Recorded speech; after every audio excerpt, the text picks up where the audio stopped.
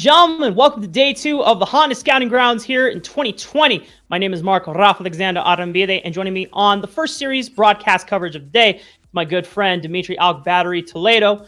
We've been good friends for a very long time, and it's finally time for us to be here on the stage and show you guys what these two teams in Mountain and Infernal have got in store. Yeah, a full summer of Scouting Ground circuit means that we've finally get to see some of the culmination of those skills and kind of just getting to this team level. I mean, just looking at the draft, right? We've got Gibbles on, APA Spawn. Spawn really came up massive in that series last night. It did end in that 2-1 for Ocean. We weren't able to kind of broadcast that, but we'll let you know. APA did really well on the Ziggs, but the third game, Yimby was able to pick up a massive pentakill and kind of get his team to that first early lead. But here in Infernal, that performance last night versus Cloud, game 2, we saw was a little one-sided, but it was a fantastic series and definitely a great showing for this team. And as you said before, the draft has already begun. In yesterday's series against Ocean, they did not feel the need to ban the Aurelian Soul. It looks like it already came out from Infernal, but we do have a quick little draft remake, as seems like one of the players is having difficulty reconnecting to the lobby, but we will get that draft back up shortly. But until then, I want to go back to this kind of narrative between Mountain and Infernal. Infernal already showing that strong start that we saw in that 2-0 stomp over Cloud, whereas Mountain, even though they did eventually lose that series 2-1 against Ocean, they showed a lot of strength, as you mentioned, off of Spawn's Ash in game 2. Exactly. This was someone that coming into the series, we were thinking, is this one of the weaker bot lanes here at the Scouting Grounds? We have a lot of great players, obviously, Andy Bendy and Shoryu, not to mention also Jan. And he really kind of just showed everything that we wanted to see from Spawn. Was it maybe that on these rosters and Scouting Grounds, was it maybe a mismatch for them? And we're seeing great things from him, which is exactly what you want to see when you look into the Scouting Grounds. You want to see great mechanical plays and specifically players who can show a lot of potential. And I think that there are some kind of hidden gems in this Mountain roster that I think with time will start to get polished up and we'll see them kind of shine. They've got 3 more days, including today, to clean things up and always come back. Whereas for Team Infernal, when you start off on the right foot, it's always nice to have that confidence and momentum pushing you in your favor. But what I want to also see from Team Infernal is to make sure that they don't get complacent. Poppy, in his interview yesterday, did say that he strongly believes that every single member on his roster is the best in their role at this year's event, which is very strong words considering that, you know, his jungler back on 100 Thieves is on an opposing team, which he did backpedal and say, all right, you know, we'll have to see how Tomio does, but I think he can match up against it. You know, the Mountain or I should say the Infernal Ocean game series will be something to see. But in terms of this one, he already spoke well about APA's ability to lane. I also got a chance to interview Yumbi last night after the Ocean Mountain Series game, and when speaking about APA, he said along the lines of, APA is a great player. There's just some things that needs to clean up about his macro and his team play, but he has definitely potential to be one of the greats. As we are finally back into draft, ladies and gentlemen, this time we get the Aurelian Soul ban again from Infernal, matching that TF ban, and the Camille ban from Mountain, and Infernal answer with a Samira. I was going to say, that's probably why we actually got out of the draft. APA was like, all right, you guys banned my Aurelian Soul, it's fine. We'll just, we'll try to get out of this one. He did really well on the Ziggs, and I think that while he did have some whoopsie moments on the Cassiopeia constantly with the flash ultimates, and they weren't quite landing, I think that kind of killer instinct is something you really cannot teach in a player. So I'm really excited to see how APA, as we like we said, continues to kind of polish. We're seeing a little bit more focus towards those solo lanes with the Lucian being taken away and with Renekton. I wonder what kind of style we see from Gibble versus both sides of the matchup. He showed us the Vladimir and he showed us the Ornn. And Gibble, he had a much better performance in the Ornn in game 2, but wasn't able to really pick up enough steam for his team to pick up that win versus Ocean. Well, you mentioned that the Ornn is on the table, and as our good friend Smacks always mentions, if you pick Jhin while Ornn is still up, you're playing a very dangerous game. And I'm being polite with his words, because I know he's off air. He said some other things thrown in there. But the Jhin first pick for Spawn, we know how well Shoryu performed on it in game 1 in Infernal Cloud. Unfortunately, we didn't get to see it on the broadcast, but basically, to summarize it up, it was disgusting how fed Shoryu got on that pick. So taking away, also picking it up for Spawn is a great pickup. We do see the Lilia and Leona as a response from Team Infernal. Yeah, I wonder what they're going to answer. They have a few options, right? Pantheon is still on the table and is still very strong. Would still do fine into the Leona and would do very well into this Lilia, but right now it seems like they're going to be picking a few more options. There's still Orin, like we were saying. Again, we would like to see Gibble on these more tank engaged champions. His Gangplank was really hard punished versus Ocean last night, and I can't imagine we'll see anything different, especially from Infernal with, I mean, the Tomio Death Squad, right? They brought it up on cast. It was Will and Smacks. Copy and Shady roaming across the map. We need to see some kind of adaptation from APA and Plux and the entirety of Mountain in general to really try to match the aggression and some of the coordination that we've seen from this Infernal team.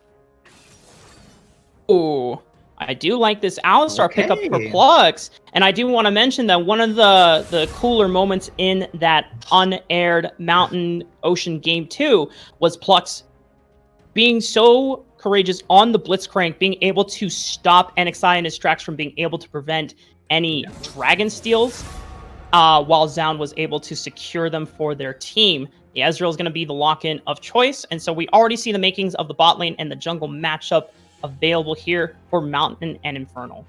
Yeah, they're just going to hide their picks. They really don't have to show their hand all that much, and I love this pick for Shoryu. It allows him to kind of excel in those positions that we love to see Shoryu in. During Scouting Ground Circuit, this guy's positioning was almost immaculate time and time again, and his ability to just dictate fights whenever he wanted to on this Ezreal was exactly what kind of led Anu to being the front runners of Amateur towards the end of the season. So I love seeing this guy in Ezreal. It was always basically a master class on this champion, and I'm looking forward to see kind of just the match between Spawn and Shoryu, because we had a lot of questions between these two. Shoryu as the front runner for AD carries and marksman in just the entirety of Scouting Grounds, and Spawn and Plux coming in as maybe one of the undervalued duos between the two. But Zoe being taken away from Copy, there's a joke going around that Copy was kind of a Zoe one trick, but we're going to maybe get to see what Infernal are kind of tending towards, saving that last pick for Tony Top. Well, we do have to mention that, I mean, during the summer, it mostly was a Zoe, Syndra show for Copy, just making sure that he always had priority for his jungler and Kevy, and then eventually NXI. But this time, Copy says, nah, I pulled out the Lucian, I pulled out the Sylas, and now it's my time to go on the Akali. Yeah, and you still have great flexibility, right? You can still give this to Tony Top if you have just a fantastic matchup. So right now, from the side of Mountain, we have a couple options still. I wonder what kind of mages. I mean, Orianna's still on the table. If APA really just wants to go for the comfort, make sure that, hey, we're playing these mages that are okay. You have Galio, which, especially in Scouting Grounds, the final kind of bracket when we got to playoffs, his Galio was absolutely disgusting for his team. APA was putting on really good showings on this champion, and the storyline for APA has been wonderful. He was kind of coming in as a two-trick with that Talia, with that Aurelion Soul, but has just developed into much more of a wider pool. And so we saw it last night with the Cassiopeia and the Ziggs and some of the other things that we were able to see from APA. I'm looking forward to, as this goes on for Scouting Grounds, how many more champions we see some level of success for him.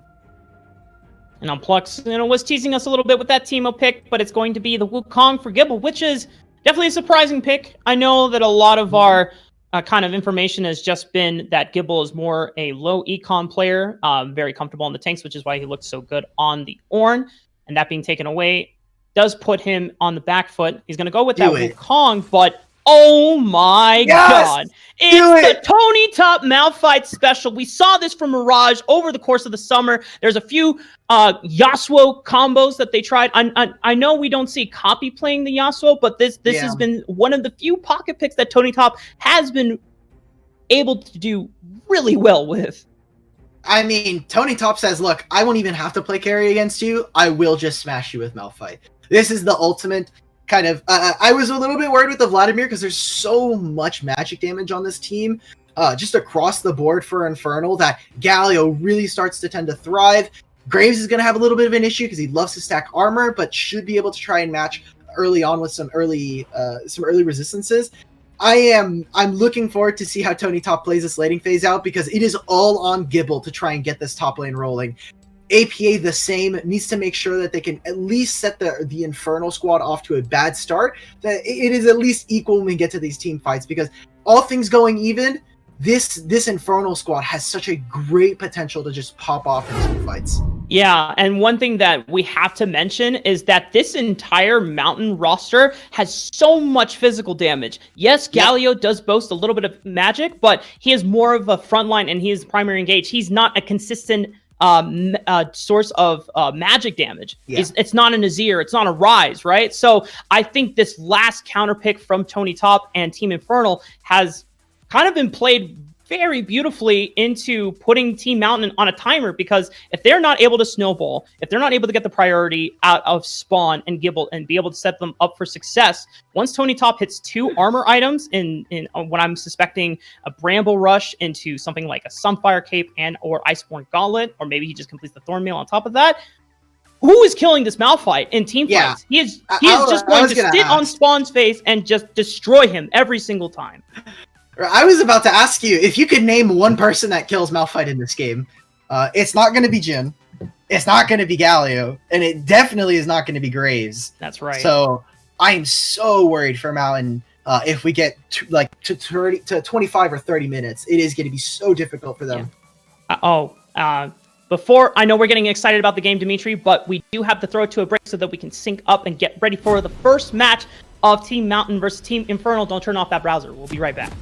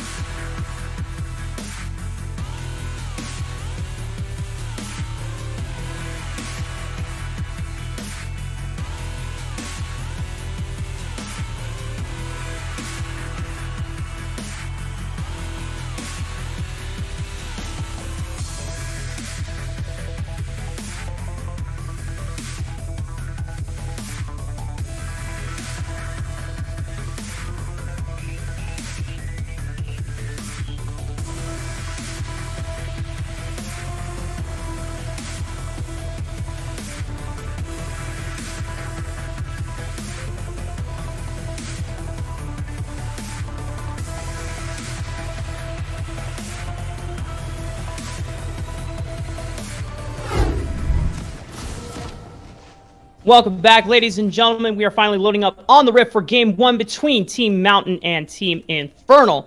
And we hinted at it before just as the draft was wrapping up, but I want to hammer this in for you, Alk Battery. Team Mountain are on a timer, and they have to get the game going before it gets too late. Yeah, especially when you look at this, the way that Infernal likes to play, they're able to group up really, really well, something that was kind of we already gave them a little bit of applause for. And Mountain, the pieces are not quite all there yet. They haven't quite synced up on certain plays, and I'm looking forward to see how exactly they're able to kind of creatively break this open, because that R5 was a fantastic pivot for them in terms of the draft and what they want to do. And with Spawn getting invaded here, I really hope he does not go down. He's probably going to have to blow a few summoners for this, if not, getting really lucky there. And unfortunately for him, it has already hit the 105s times spawn. Yep. So minions will start coming out of the base. Spawn will be late to lane, and I'm going to wonder how Shoryu and Shady might be able to pull the wave, as you have some experience with this as a bot laner, main yourself. Oh, boy. How can they control the wave and make sure that they completely screw over Spawn and Plux? Yeah, a lot of the junglers, you just don't want to go for a leash, right? You don't want to give away information, and a lot of bot lane right now is trying to get early priority in the lane, set up your wave, either for a slow push, trying to freeze it, trying to get it to push back towards you. So I'm looking forward to see how Shoryu does, because Shoryu has been nothing but fantastic when it comes to trying to manipulate these waves and setting himself up for success, especially with supports that tend to roam out of the lane, Ezreal being so great at just being self-sufficient. Doesn't seem like Shoryu and Shady wanted to go for the freeze. They are slow pushing it into that, into Spawn and Plux at the moment, but they do get the level 2 advantage. They're going to have a fairly better time than they probably would have had Spawn and Plux been able to come to lane without that disadvantage. Taking a look at the jungle pass, we know that Zound started on the top side, and it was revealed thanks to Gibble leashing. So Tomio's going to have a little bit of information in determining where he wants to path for the next 2 minutes. Yeah, and speaking more on this bot lane, that experience difference is going to hurt, especially in these early levels where you're looking to try and get Plux to level 2, trying to match something on Ezreal. And, you know, taking a look at this top side now, Gibble has already ran through 3 corrupting pots and is like very actively losing a lot of these trades. Now, thankfully, he has a huge minion wave here to try and fight back, and he'll ding 3. But Tony Top is really putting the hurt on in this top lane versus the Wukong. Yeah, you can't sleep on Tony or Malphite's early game damage. Yes, he is a tank, and quote-unquote should lose to earlier, more dominant lane champions, but especially when he's running Arcane Combat and he's got that Corrupting Potion, he's able to burn his mana more frequently and puts the hurt down on Gibble, forcing him for an early recall. We'll have to see what Gibble decides to go with, but Tony Top actually kind of baits Gibble back into for another trade, and now Tony Top sitting at about under 200 HP, matching with Gibble. And it looks like Tony Top is trying his best to potentially set up a freeze. Yeah, he should be fine with the minion wave there, and as we see, Copy moves down into the jungle. He's able to hit the Scryer's Bloom, gets control for Tomio in the jungle. And even though Zound right now, he's sitting topside, he's going to come up pretty disappointed as there's no jungle camps here, so he made an extra little trek into the enemy jungle with nothing to show for it. Tomio is now here. Probably not going to just do too much, get a little bit of poke damage onto Tomio. Here we go. But Plux finds an opportunity onto Shoryu for the mispositioning, but unfortunately for them, there's just not enough damage coming in from Spawn. APA makes the teleport down, but it's a little too late as 2 teleports have been answered from Copy and Tony Top. Shoryu, the sub 50 HP, still manages to survive, and a lot of explosive action. You can already see, as you said before, Dimitri, how well and meaningly Infernal likes to group around their team. Yeah, I mean, that was a really great set of teleports from both of the mid laners there, and some slight execution errors, not even able to get the kill back onto either Shady or Shoryu. So many turret tank shots there for that dive. It was like a semi-dive. But the important part there is Spawn is not able to get that kill thanks to the reload mechanic. That is really painful, and that's one of those situations when we're like, oh, this is where that Jhin pick starts to hurt them. Just a little bit. It's just a small kind of mechanics thing, but man, not getting anything for that is really painful, and it's going to be really tough to try and set up this early game. It is only about 600 gold going over in their favor between some of the CS discrepancies and the sort, but because of that, Spawn was able to at least make up for it with like a close to 10 CS in his advantage, and a good way for him. And with that explosive first blood for Team Infernal, is start off things in favor for Shoryu as he's able to rush that Sheen and Plux without a flash. I don't think there's any way that he's getting out of this one. He's trying to hit the blast cone. Does manage to get Krug's wall, but Tomio's got a flash to follow up and says, goodbye, Cal. It's burgers on the menu tonight. Man, this is the Tomio Death Squad that we got to see last night. We got to only see game 2 of it, but look at how much priority that's being given over. Ezreal's able to hold this lane right now. Copy kind of playing this expertly as he can. And while Shady's only level 3 doesn't mean anything, as now even Gibble's losing his topside matchup, everything is going wrong for Mountain in every single lane. And it's only 6 minutes into the game.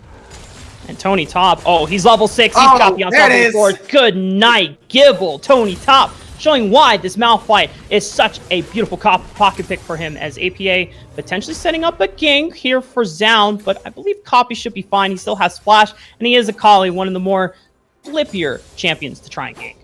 Yeah, they'll hit level 6 here, so if he wants, Copy can hit the ultimate button. Here we go. Perfect Well, execution. Copy thankfully did hit level 6.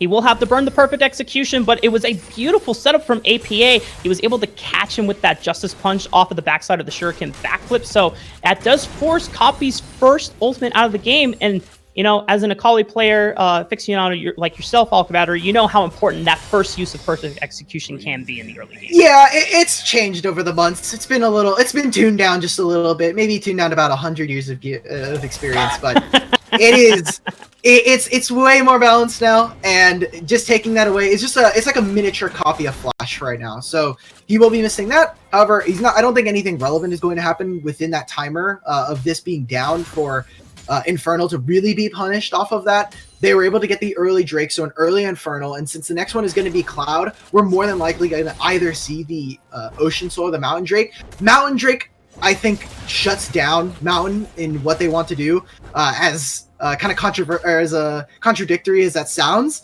And Ocean Drake, kind of same thing. It would make it very difficult for this squad who wants to try and take fights as long as possible with Jhin. It is going to be very difficult for them to try and burst through that, but we'll get there when we get there. And right now, I really want to see Spawn and Plux kind of step up to the plate, because this early game from Plux has been really rocky. Yeah, I appreciate the attempts that he's making as top. Potentially going down in the solo kill, does have to burn the flash, but it looks like nothing will result from that as Plux getting engaged on by Shady. Plux taking a lot of damage from Shoryu. Does seem to come off the loser in that trade, and we'll have to recall Zound being called here just to make sure that Spawn doesn't get potentially dove by Shoryu and Shady. Man, one thing that's looking good in topside is that Gibble's finally able to get an early trade off. But even on Shady, even on Plux's engages, Plux is finding himself on the short end of the stick there, able to just get kind of burst down. He has to leave lane yet again, which, while Spawn does have a level lead, it's not going to stick for so long, and that's why Zon actually has to move down and try to help him, at least not get engaged upon by this bot lane. So early on, we're already seeing a few mistakes that were kind of reminiscent to what we saw last night, but all right, Plux making his first early roam here, trying to get this early priority. It seems like they're going to try and set up for Zon into this bot side and maybe look for something, try to find Tomio unaware. Now, Plux just coming in saying, you know what, I'm down on experience, bro. Let me come tax your cannon real quick. Wait a minute. The APA says, I guess so. You know, at least they get to split the gold thanks to the support passive. But and it's something to mention about APA is, apart from that first teleport on the bot side of the map, we haven't seen him really have a chance to use this Predator Keystone to that much effectiveness. We haven't been able to see him roam. We haven't seen the use of a Hero's Entrance quite yet. And maybe it's just because of the lack of confidence off of that bot lane first play. But if we don't see anything aggressive out of this Mountain roster in the next 7-8 minutes, Infernals are going to be way on their way to being able to outscale this composition. And take a look at this. I love this from Copy. As soon as he notices that APA is missing, he immediately goes for a roam. Beautiful timing there. The wave is just now meeting in mid, and now he has so much viability and flexibility with what he wants to do. Does he want to try and find APA in the jungle and try to put down some damage, try to at least dissuade him from using the ultimate? Or does he want to try and get, you know, he can just move down into this mid wave and do what he wants? I'd love to see Copy and just how flexible he was in 100 next, and we're seeing some of that come through in this game versus APA. I'm trying to see when the next Dragon timer spawn is coming out. Got a minute 20. Minute 20. Thank you, Dimitri. As there you go. In that next minute, we already saw that Shady was pinging Tony Top's teleport, just making the ready check and the verbal check. I would imagine in communications right now, they are planning for that second Dragon to be a big fight. Tony Top hasn't finished his first item quite yet, but he's got the Unstoppable Force, and as a Malphite, that's pretty much all you need. Even if you were to go down 30, 40 CS, you still have a very reliable, powerful ultimate to start things off in your favor. As Team Infernal, already we see, Dimitri, that they're making the rotations happen towards this Dragon. Yeah, if I'm Mountain, just give this Dragon up. You would lose a lot. Like, Gibble would have to make his rotation over right now, and with this wave where it is, and with no TP available to the Wukong, it's just not worth it at this point. It's a second Drake. You can start to stack on third, start to try to contest on the third Drake, maybe even go for a fourth if you're really down bad. But right now, if they try to go for a Drake, they stand to lose a lot, and they won't gain too much in the trade, especially with just how well Shady's been rotating and trying to get early vision priority for this team. And Tomio already aggressively playing with Shady, forcing Zaun out of his jungle as these Raptors and red buff is coming up for spawn. And Zaun is able to manage to secure his chicken nuggets there as well. And it doesn't seem like the red buff is quite up yet, so my bad for misspeaking there. But he knows that there's no way that they can compete. A teleport came in from APA just to be able to get mid priority once again, but I don't realistically think that Mountain will have any chance of being able to stopped compete. it. They're gonna but actually, they want to be able to go for a fight. Tomio goes right in for the flash, but gets bursted by APA and Zaun. A little bit of a misspeak right there, but Copy says it's time to go, and Tony Top is there with the save. Copy will eventually go down thanks to the Ignite. Plux being able to pick up that one, but now the Curtain Call trying to dissuade the rest of Team Inferno from running down the rest of the members of Mountain. It is not going to prove fruitful for their efforts, and Infernal still come out on top. I mean, that was just a great engage on the Tomio, and we actually got to see that the phase rush on Plux was really useful, able to get the last auto attack onto Copy. But I mean, at this point, it kind of feels like Mountain are fighting for table scraps. They got what they wanted. They got a few kills. They're able to grab Tony Top's TP, which should set Gibble up to get a plate. But even then, I mean, Tony Top is just able to kind of he salvages his laning phase. A lot of gold just went over to Shoryu, who's already doing fantastic in this lane. And it's like, what did we get? Because now they can come back to this dragon if you're on Infernal and say, okay, cool, we fought, we may have gone 2 for 2, but they can't engage on us anymore. They wasted some really key summoner spells on APA and on Zaun. So now Cloud Drake does get to go over to them. Tomio, it seems like he was a little bit aggressive in that last one, and now with the Ocean Soul kind of reigning over the map, this is where we need to see Mountain kind of start to contest, start to show some bite in this game. You've got another Rift Hell that you can play for. Oh no. Oh no. Mark. Oh no, Mark, I'm getting flashbacks to yesterday. It's the summer all over again. Yep. That's S in the chat for APA, as this just seems to be a worrying trend here at the scouting grounds. Hopefully it doesn't occur too often, but I want to take this moment to kind of recap the first 13 minutes of the game here, Hulk Battery.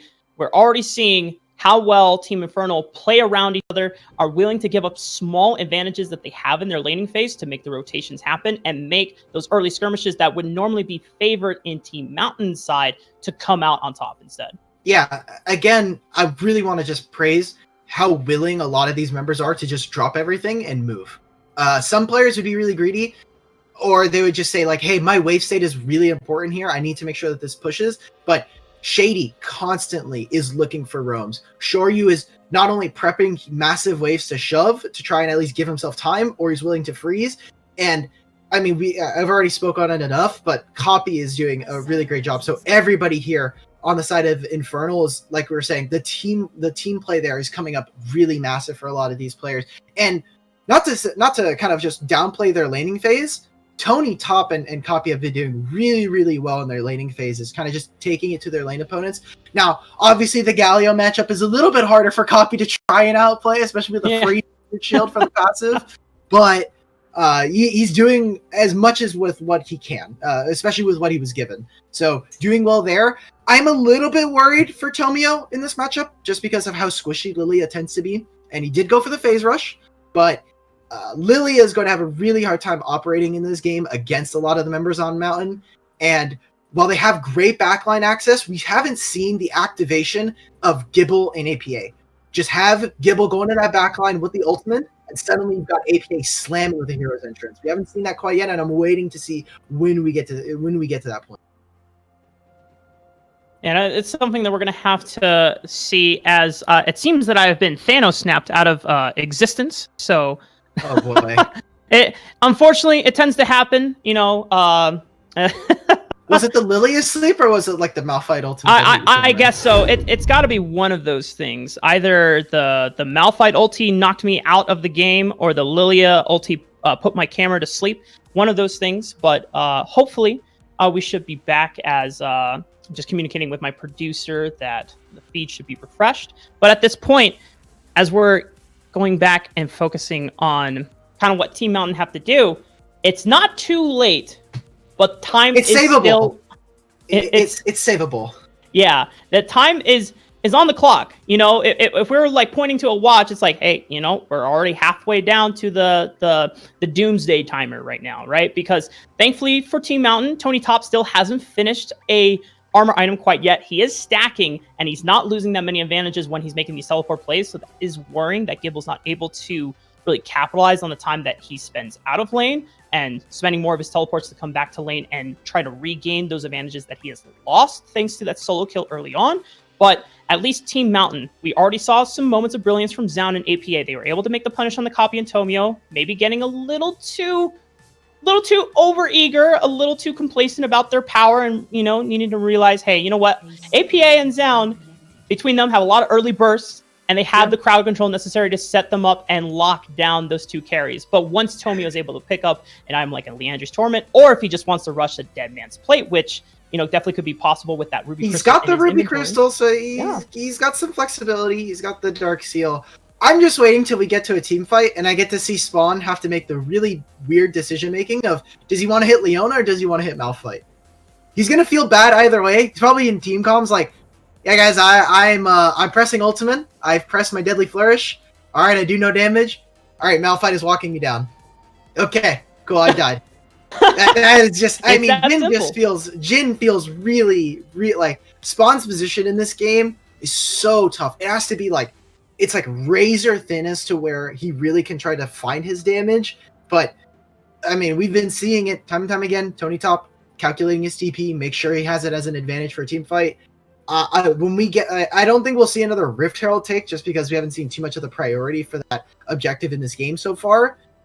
It seems like Baron and like Ocean Souls probably where Mountain is going to most likely fight. I would love to see them fight before then to at least show some teeth, but they are trying to minimize the bleeding as much as possible, and they're like, okay, if we just don't make any plays, they can't punish us, which is not a great way of thinking. I hope that this is that I'm just wrong. I would rather just be a dumb caster that is like completely wrong. It is like they need to do something, but it doesn't seem like all the pieces are quite there yet. Yeah, you know, thankfully we're not the ones playing on the big stage. You know, that's their responsibility. We just talk about the game, and we try to do our best to interpret what we see on screen and relay it back to, you know, the lovely audience at home. And that's, at the end of the day, this is where, you know, players can really show what they're made of when they are down and facing huge obstacles like this. Because it's one thing when you get a lead and it's expected and you're performing as, you know, and executing. That's a great thing in itself. But when the odds are down against you, that's when players can really show that they're one of the greats, and something that, you know, LCS Org should be looking at picking up for their potential academy rosters going into 2021, as it does seem that we are finally back into the game, ladies and gentlemen. I just want to double check with you, Og Battery, if our timers are on the same page, 13, 26, 27. Yeah, I'm good. 20. Yeah, we're good. Yeah. Beautiful. I wanted to give a little anecdote because I don't think we'll see a lot of fighting. As I say that, we get the Rift Herald coming out from Mountain. You know, just round of applause there for them. Great job. You can have the Feels Good Man claps in chat for them. Finally getting an objective for themselves first in the game. But I wanted to give this little anecdote about APA because we did those questions. There was a questionnaire that Riot actually ended up doing for all of the players coming to Scouting Grounds. I will have to hold that as it looks like they're trying to kill Malphite. Well, Tony Top was there we go. Was securing the red buff and does have the burn the unstoppable force just to get the hell out of there. But I think we saw a nice use of the Hex Flash from Plux being able to lock him down, and this does allow Mountain to secure the top side of the map in that first turret, but it does seem that Infernal will be able to get first break on the bot side first. Tomio finds an engage, gets the sleep down on Spawn, but APA is able to pick one up on the backside, and with Plux coming in, doesn't seem like Team Infernal is ready to fight quite yet. Copy's gonna get locked up. Spawn opening up the curtain call, one more bullet, doesn't even need it because APA is the one putting down the damage, and it's a double for Team Mountain. And they were just overstepping. A lot of Copy's abilities end up missing the ultimate, perfect execution. Not able to quiet land as he's trying to stay right outside of turret range. Spawn playing out really well in terms of his positioning, able to punish the kind of greedy nature of Infernal. And like you said, APA able to pick up on the backside. Finally, Mountain are able to punish some of the greedier tendencies of Infernal. They go a little bit too deep into the enemy jungle, and they get punished immediately. Not only in 2 kills, but finally able to break open that mid turret for them, getting a lot of great gold for APA and for Zound. And one of the champions for APA, like we said, during the Scouting Ground Circuit playoffs was Galio, and something that he's really made his name on is these unique mid lane picks. Now, Galio is not quite as unique as maybe some people would like to think, but things like Kled were where we saw APA start to really shine. And in that questionnaire that I kind of brought up a little bit earlier, and we've been talking about today and last night, was for APA, one of his most like crushing kind of moments in League of Legends when he was playing in amateur was losing that 3rd, 4th place matchup. It was a really close-knit fight, and APA, he was trying his damnedest, and I remember being on that broadcast. He was one of the best players for his team, and it wasn't quite enough for her to hold it, as now Copy finding the angle, trying to get it on the spawn. And it looks like he will be able to. Tomio coming in with the assist play as well, picks one up on the spawn. Gavio's entrance coming in, and Zound is here for the reinforcements, and APA with a beautiful Justice Punch does lock one down. Zound is going to be able to find here the killing comes blow Chady. as... No! Oh, no! Disaster! Look. All I'm going to say is that is a fantastic way to get back, is you quit so your body automatically walks back to base. It is the quickest Nexus. And so technically, APA, whether he's having whatever the internet issues are, technically taking the fastest back next to just being killed. So, intentional or not, it seems that we are going to have a few more internet issues with APA. I apologize to everybody at home. We're trying to fix this. We're trying to find workarounds to get this situation under control. But it is really, really tough. I saw one earlier in the game, towards the beginning. Thankfully, we were able to kind of bypass that one. But, I mean, that was a really great play. Again, Tomio overextending. This isn't something like Evelyn that we saw in last night, where you have a free get out of jail free card with your ultimate. Once you're in with Lilia, even with the phase rush, you have to stay in. You are committed at that point. And Copy not quite able to find too much success. They were able to go 2 for 1. Remember, the bot lane did die in this situation, but APA able to find some return kills.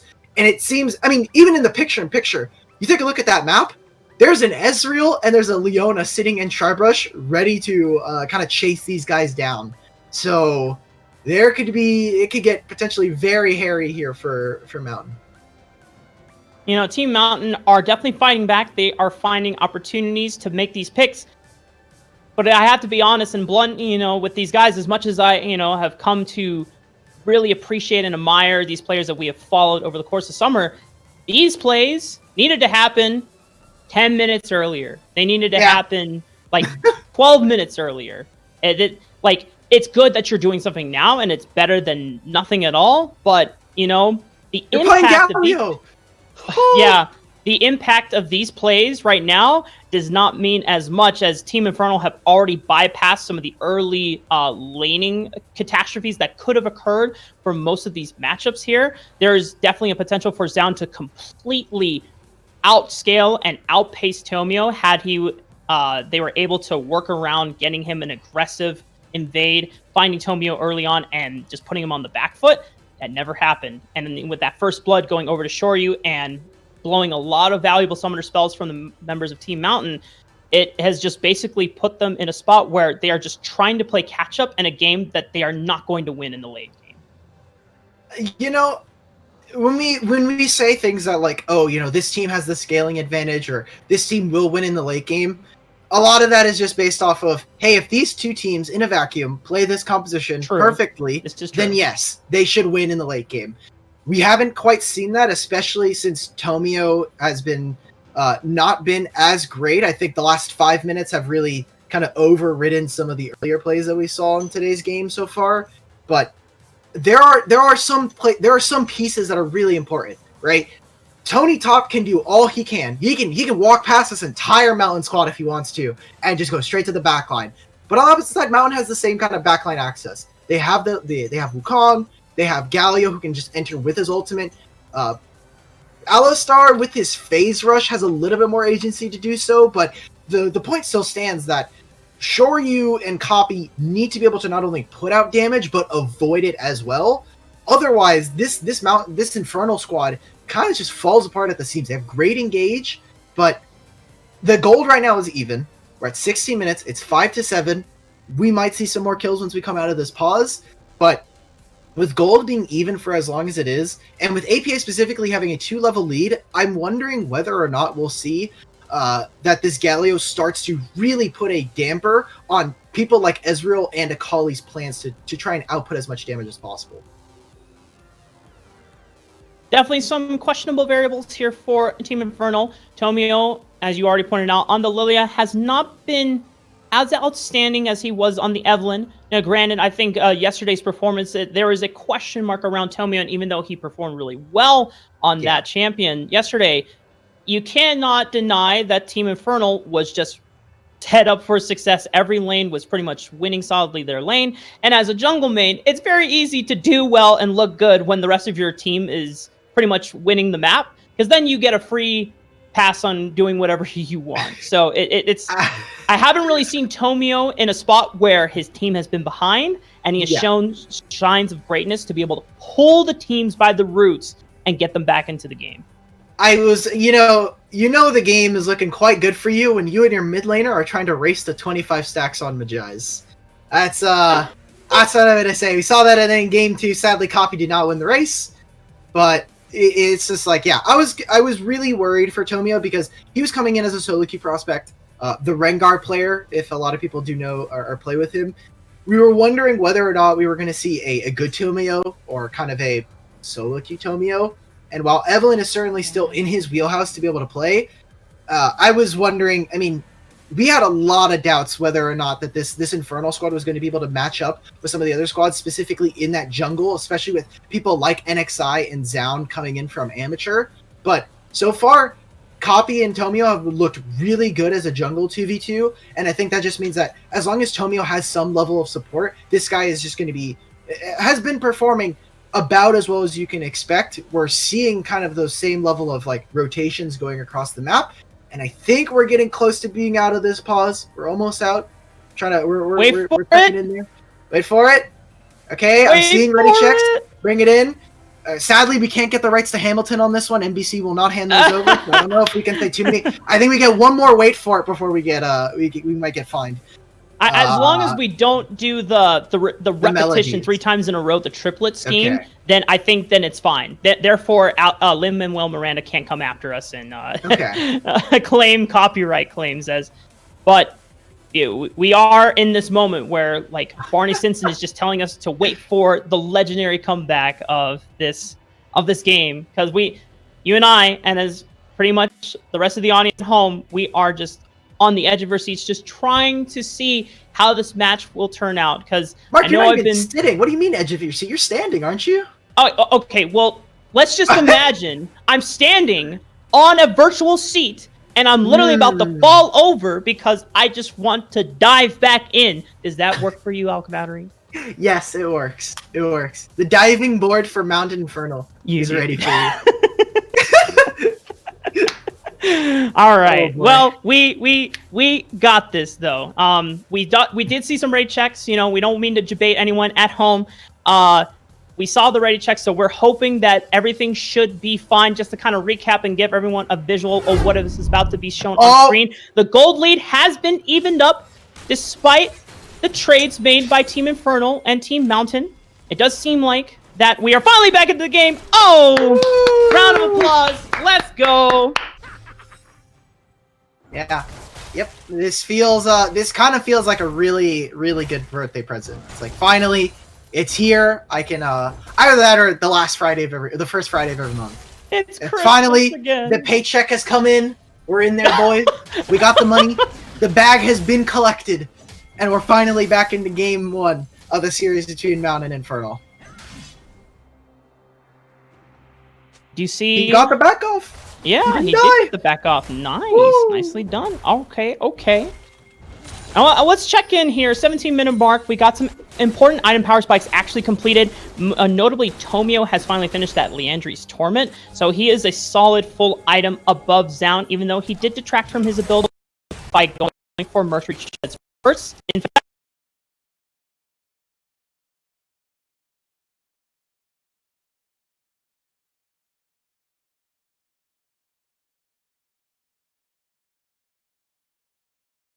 on the Ocean Drake. Now, Mountain, they have a really important kind of decision inflection point right now. Do they go for this third Drake and they try to stop the Ocean Soul stacking? Do they try to at least get some priority in mid lane? There is no wave here quite yet. Their team fight is not great, and it's all kind of around Gibble. Can Gibble find the flank? Can this hero's entrance go off? There's not even a hero's entrance actually here for Galio. So Mountain, they need to be able to only stall, but they also need to try and dissuade Infernal from getting this Drake. Shady actually decides to go for an engage, and Tony Top was waiting in the wings. No one knew that he was in the bush. Gets a beautiful engage. Spawn is on the backside, but Copy is now going to play. He's going to distract the hell out of Spawn and ensure that he doesn't get any more curtain call shots off. And because of his efforts, along with the beautiful engage by Tony Top and Shady, they take down 3 and they set up for an easy Ocean Dragon secure. And they're not able to control the jungle in their own, or their own vision inside that bot side. You saw, I mean, Tony Top was able to, you even see the pink in the camera here. You can see that there's no vision of Tony Top. And like you said, he just slips in uninvited and kind of unseen. And suddenly that unstoppable force just tears apart this Mountain squad. Gibble was able to put down damage, but with no complete items and with nothing really to show for it. Shoryu and Copy are just able to just kind of just keep all of Mountain at arm's length. In that last fight, we saw that Spawn and Plex were just like, okay, well, I have Infinity Edge, guys. Like, look at me, I've got a cool sword for my gun. And then he just walks away. He's like, okay, guys, I gotta go back to my turret. My bad, guys. We'll see what ends up happening. APA with no hero's entrance makes it so difficult for them to fight. And an Ocean Drake going over means soul point here for Infernal. And before we get too far away from that play, I want to go back and talk about Team Infernal's Immaculate Vision Control. Look at the amount of pinks that they dedicated towards that river control site prior to setting up that play. And knowing that Tony Top was pushing on the bottom side of the map, they were able to sweep out the bottom entrance of that jungle, which is, I mean, first of all, it's very hard for a Malphite to slip in undetected because he's a very slow rock. He's huge. He is huge. He's massive. And the fact that he was able to get in without Team Mountain knowing just goes to show and speaks volumes about Team Infernal's map play as they are getting ready, sitting on Soul Point for an Ocean Dragon. All I see right now, Mark, is when I look at Tony Top's itemization, I just see pain. I just see pure pain. It's a Sunfire Cape, so already great item. You get the Frozen Heart as well. Oh my god. It is, to quote another game series, it is Max Payne right now. It is, I mean, look at this. Gibble's not going to walk up. I want to just take a look at how much armor he has. He has 200 armor, and that's without the passive shield. His passive shield comes up, boosted immediately to 330 armor. So, no one on this team is killing this guy, ever. And it's like, how early do you have to index into a Last Whisper on Jhin before it is like, it is absolutely necessary? He needs to get these other items. It's going to be a long time before he gets any kind of meaningful armor penetration. And at that point, like, how worth it really is it for him to grab that for himself? Oh, well, APA potentially goes for an assassination on the Copy, gets a bunch of burst damage down, but Copy already burning, but it looks like he sure can back Oh, no. Mark, the illegal actually, it was a perfect execution. He's going to go back in. The Goon Squad is here, but APA says, see you later, folks. It's time for me to fly out as he heroes entrances to safety. Man, I was hearing the wee-woos, the siren sounds. The illegal police were coming in. They were like, okay, the position police. The position police were coming on through. APA, you stepped a little too far, buddy. You stepped over the mid lane of the map, and you have to use your ultimate now. Thankfully for them, Infernal used the TP, so Tony Top will not have that available for them. They will be able to at least score themselves a turret in the top side, and this will at least even out some of the experience difference between APA and Copy, but able to get themselves on the opposite side. Gibble still stacking so much gold. He's got a bunch of component items. He's got that garage sale for himself, and once he gets a few of these finally completed, I'm wondering maybe we start to see Gibble in a new light in these team fights. I'm waiting. A minute 30 is, I think, when we start to see this game kind of close up shop or start to open up for Mountain. We're gonna have to see which item he first completes. I mean, we've already seen the Black Cleaver come in from Zaun on Graves, and I mean, you've heard it from me and other jungle mains before. You know, the Black Cleaver Death Stance build for Graves is very powerful, but it takes so long to come online. And because you're from the jungle, even though that this season has been pretty much a jungle carry meta, when you are down and when you are struggling to try and fight for camps away from Team Infernal, trying to go for another 3,500 or 3,600 gold completion item, in that Death Stance it's so hard, man. Like, and it's going to be a long time before that finally comes in. And with just the Black Cleaver, Graves just does not do the burst damage that he can use to threaten people like Shoryu and Copy that he would have had he gone for the lethality build. I mean, not only that, right? Like, not only is he fighting the enemy team, his team probably wants some of those camps. Hand over your red buff, Mr. Graves. Hand over your wolves, your chickens as well. Gotta turn them in for the customs registration. It is like, it's so difficult, like you're saying, to pick up so much more gold, especially as we get further into this game. 15 seconds on Drake. We've got Gibble up in topside. Remember, no teleporting for Tony Top, so he has to be here preemptively. They could look for something to try to start off this fight, but they already are getting control. TP comes in from Gibble, and look at where Shady is. Could try to find a flank. They don't quite have control of this mid-entrance to the bush, but Plux goes in. Holy moly, a massive engage from Plux, Hero's entrance, and Cyclone. They find two already onto the carries of Copy and Shoryu. Team Mountain needed to step up and find an engage, and they finally got one in the nick of time as they look to run down Tony Top, forcing the unstoppable engage from the mouth fight. There it is. They're gonna Plux. Okay, you know, we're gonna ignore that. Everyone gets one. You get one. But a great fight there for them. They are able to find the engage and specifically lock down Copy and Shoryu long enough that the hero's entrance lands. Gibble's ultimate is able to rip across the back line. And finally, a Trinity Force means that the completed items have come in for Wukong. He's made sure that he has the damage. Plux, my guy, they fix this interaction. It is not as hard as it looks, but he's just trying to dissuade Shady from backing for as long as possible. Now, with this reset, I'm looking at Infernal saying, what exactly do you have in the tank?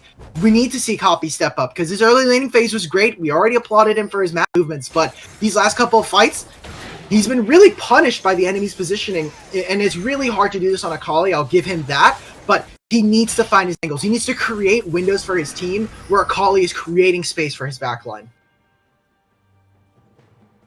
It's just huge, massive props to Team Mountain. Finally, I mean, yes. We talked about it before. We wanted to see this earlier in the game, but better late now than never. And Team Mountain being able to deny Soul Point away from Infernal is going to make their job easier and gives them viability to be able to come back into this game. As with Zaun, actually, he's not going for the Death Stance. He is going for the straight-up Maw of Malmortius just because he wants to He needs that magic resist. Yeah, he wants to lock down the amount of MR that he can get and the amount of Omnivamp that you can get from this item once the active comes up. It actually does make Graves deceptively tanky, almost as durable as a Death Stance purchase would have been. And I don't remember off the top of my head, but Maw of Malmortius might be a cheaper item than DD as well.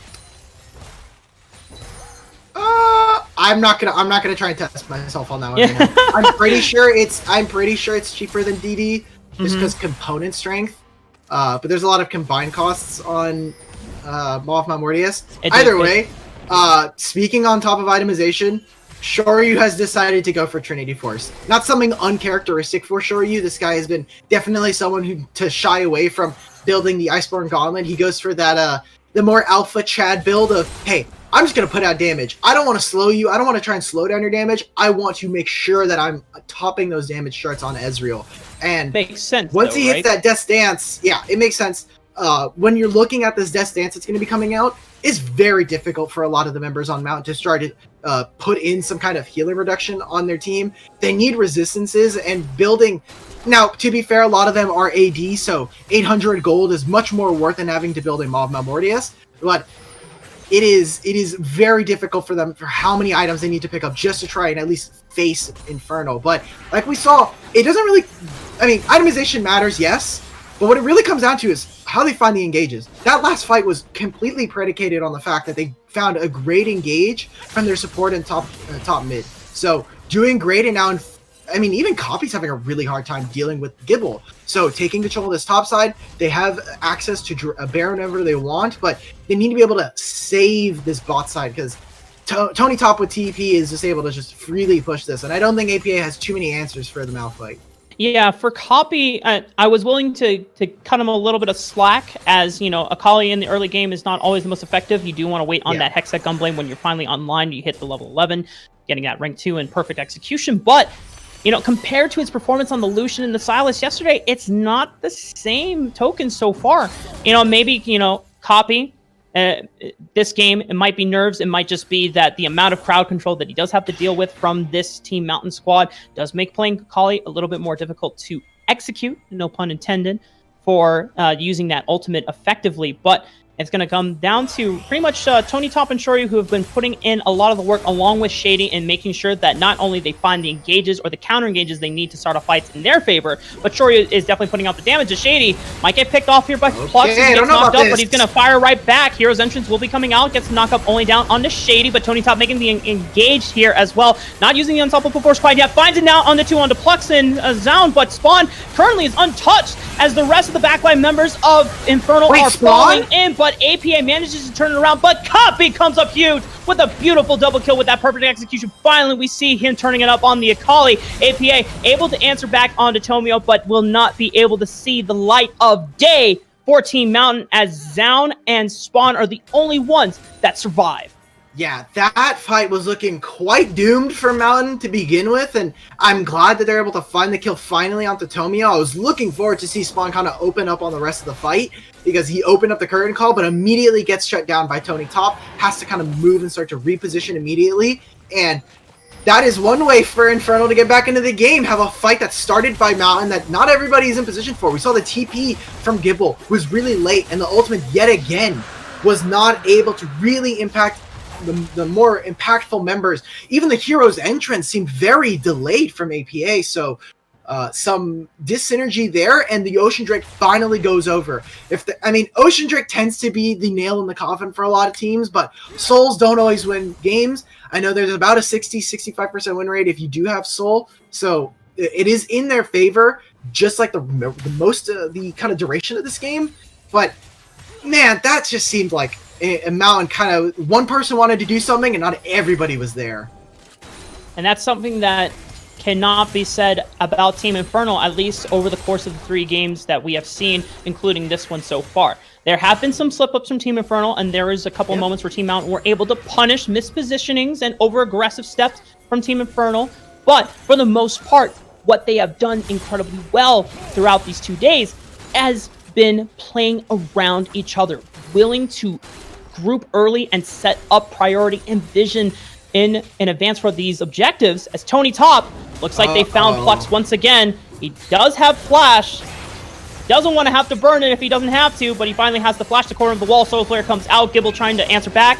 Unfortunately for them, he's not going to be able to save his friend, and he's not getting out either. Shoryu just rips him to shreds. Curtain call comes out, but it's, I mean, what are bullets going to do when everyone is pretty much stacking a crap ton of armor? Gibble, or it looks like it was APA, trying to do split push duty and force someone to recall and answer him back, but this Baron will be secured for Team Infernal. Yeah, and Zound had a miraculous kind of Baron steal thanks to Plux in the game versus Ocean, but this time it's not going to be... I mean, Tony Top literally stood under turret and took like 3 or 4 turret shots. That is really just... He's just so tanky, it doesn't matter. Now, thankfully for them, on the side of Mountain, they're able to break open a few turrets. They're able to get that inhibitor open. The inhibitor did not go down, which is the most important part. It is one of the hardest lanes to get back to, especially in the lane state that they're in. So I don't think we'll actually see this inhibitor go down anytime soon, as they're never able to split push reliably, or at least fast enough to try and punish Infernal.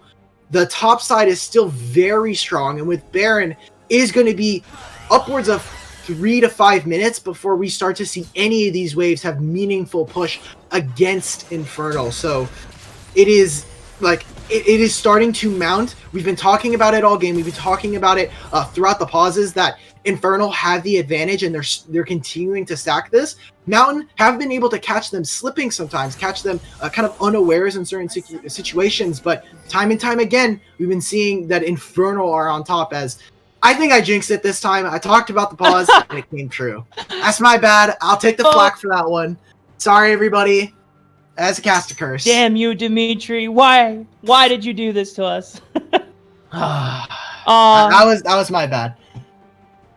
I did want to kind of chirp in more about Tony Top as you were talking about how he was just tanking those turret shots. I mean, if we didn't think he was unkillable before, there's no way that anyone can actually touch him. He's got an Abyssal Mask now on top of the Sunfire Cape and the Frozen Heart already mentioned before. He's had a Dark Seal this entire game, and he's at 10 stacks.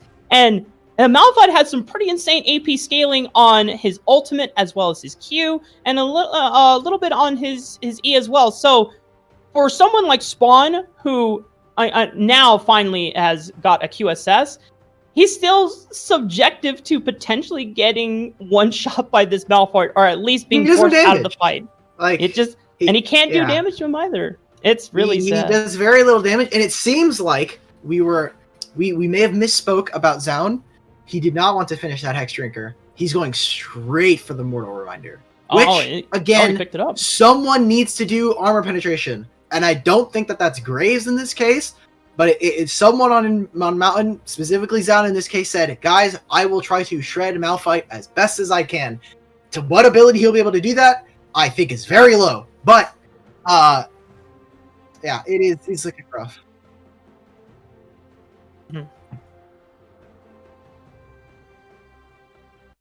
It's going to be very hard to see. All right. It seems like we are going to kind of take a little bit of a short break here. We will come back in a few moments. We are actually going to swap games. We are going to go to Cloud versus Ocean for their game 2. We're going to let this one kind of play out for the rest of however long this goes and let this go on so we do not have to have as many pauses as we did in this one. So everyone, take a short break. We'll be right back. Welcome back, ladies and gentlemen. Hold your breath. We are going to be hoping. We are technically in the game. We are technically in the game. So, for those that haven't turned off their browsers, I appreciate you. You're loyal. So much, actually. Yeah. Want to thank everybody for kind of dealing with everything behind the scenes as well. But as we get in, we've kind of come back to the same state that we've had for most of the game, which is Infernal kind of breathing down the necks of Mountain, and Mountain in a really forced position to try and get something done. They're trying to defend their inhibitor turrets. Mid inhibitor is going to start going down as this wave starts to crash. Top lane, they don't have any good range champions to try and interrupt any of these cannon minions, so and will answer this. They need to be able to kind of overforce onto one side. They're able to clear out the top side, and they're going to immediately just move on to mid. So it is just like, they need to find something before these inhibitors go down, or as they go down, to try and at least stem the bleeding, get something for themselves. But it's just so hard, Alec Battery, when Tony Top is such a force to be reckoned with that he can solo push an inhibitor in front of the faces of all 5 members of Team Mountain, and there's not a damn thing that they can do. They have 2 cannon minions coming in, empowered towards the mid side. Top inhibitor has already been unlocked. Tony Top is just waiting. You can see killer instinct in his eyes. He's ready. He is waiting for the call from Shady to say, it's time to go, and press that button. The unstoppable force. There's no stopping this engage once it comes from Team Infernal. Plucks gonna try to stop as much as they can. Hero's Entrance will come up to follow, as well as the curtain call, but Hero's Entrance doesn't find anyone for the taunt. Taunt will come in on one. Coffee is going to be getting engaged on by Gibble, trying to make the Cyclone happen, but Tony Top still waiting, still watching for the unstoppable force. He's looking for Spawn. He knows that Spawn can't walk up. As soon as he does, he is dead. Copy goes back in, and he finally unleashes the unstoppable force onto 2. It's going to take down Zaun. It's a double kill for sure, you. Team Infernal, they will find 3. They don't lose any, no matter how far low the health bars go. Team Infernal with a massive showing in Game 3, and despite, or I should say, in this third match of the Scouting Grounds broadcast here, on I have no words, Dimitri. Team Infernal, they've already shown us what they can do against Cloud. There's moments of brilliance from Team Mountain, and we have to give them respect and praise where it is due. But if they want to come back against Team Infernal, they have to clean up the early game, and they need to go back to the drawing board for the draft. For sure. This one was a little bit more shaky coming out from Infernal, not quite as dominant that we saw last night, but for sure, I mean, Infernal looked on point across their lanes. They got advantages. Their draft also looked fantastic and really allowed for them to play the game at a much easier level. And so now I'm looking forward not only to see how Infernal kind of adapts, but also how Mountain comes through, because APA I think did really well in that game, and there's just some slight things I would want to tweak. I'm assuming that they're going to have side selection, so I would, if they have red side option to them, I think it's really important to try and at least play towards that. Make sure that you're able to get some kind of counter pick in some lane, because having only APA alone in that makes it very difficult for this team to try and get an early start.